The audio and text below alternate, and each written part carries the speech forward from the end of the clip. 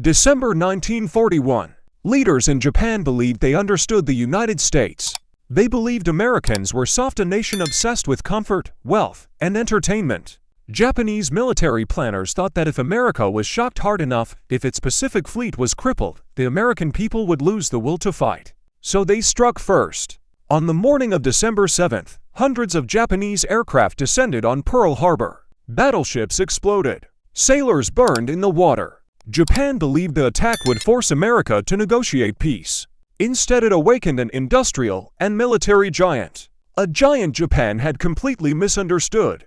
Before the war, many Japanese leaders viewed Americans through a lens of cultural arrogance. In the ideology of Imperial Japan, discipline and sacrifice define strength. Japanese soldiers were trained under the Bushido Code, a warrior philosophy emphasizing honor, obedience, and death before surrender. To Japanese officers, American society appeared weak.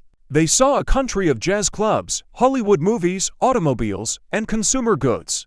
Many Japanese leaders believed such a society lacked the discipline needed for a long war. Some officers even described Americans as decadent. They believed Americans would not tolerate high casualties. What they failed to understand was the industrial power and determination that lay beneath American society. The man who planned the attack on Pearl Harbor understood the risk better than most. Admiral Isaraka Yamamoto had lived in the United States. He had studied American industry. He had traveled across the country and seen its factories. Yamamoto famously warned Japan's leaders, "I fear all we have done is awaken a sleeping giant." Yet Japan faced a desperate situation. American economic sanctions had cut off oil supplies. Without oil, Japan's empire would collapse. Japanese leaders believed a quick knockout blow could force the United States to negotiate.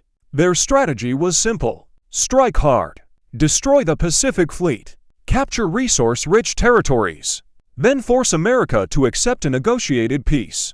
But the plan depended on one critical assumption: that America would not fight a long war. Japan underestimated something far more powerful than any battleship: American industry. Before the war, the United States already possessed the world's largest industrial economy. But after Pearl Harbor, production exploded. Factories that once produced cars began producing tanks.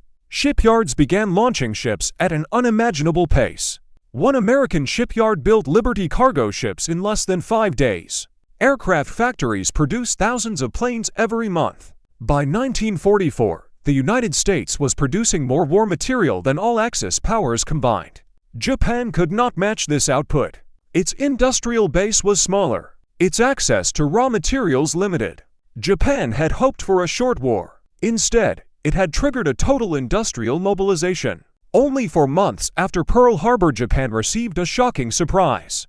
In April 1942, American bombers appeared over Tokyo. 16 B-25 bombers launched from an aircraft carrier as something previously thought impossible. The raid caused limited physical damage, but psychologically, it was devastating.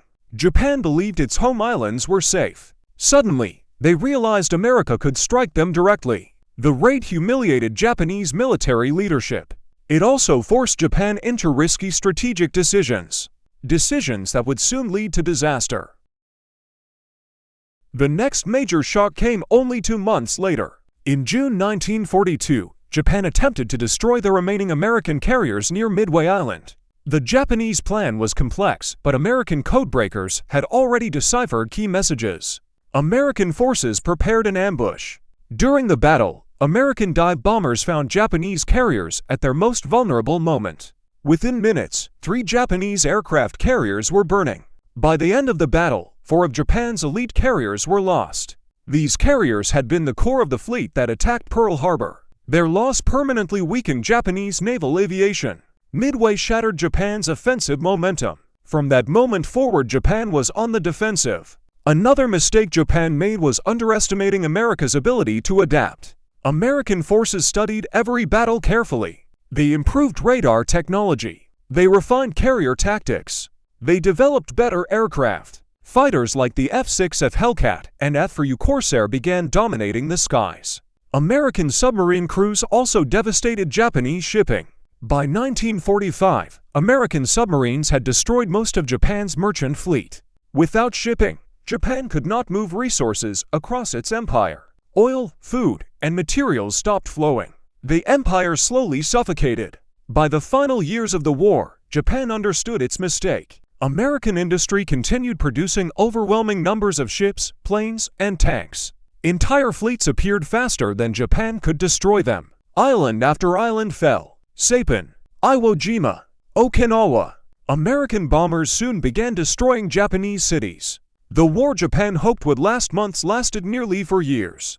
And by 1945, Japan faced total defeat. In the end, Japan's greatest mistake was not Pearl Harbor. It was misunderstanding the nation it attacked. Japanese leaders believed Americans lacked discipline. They believed Americans would not fight a long war, but instead, they awakened a country capable of mobilizing its entire economy and population. Factories became weapons. Cities became shipyards. Millions of citizens joined the war effort. Japan expected a quick victory. Instead, it started a war it could never win.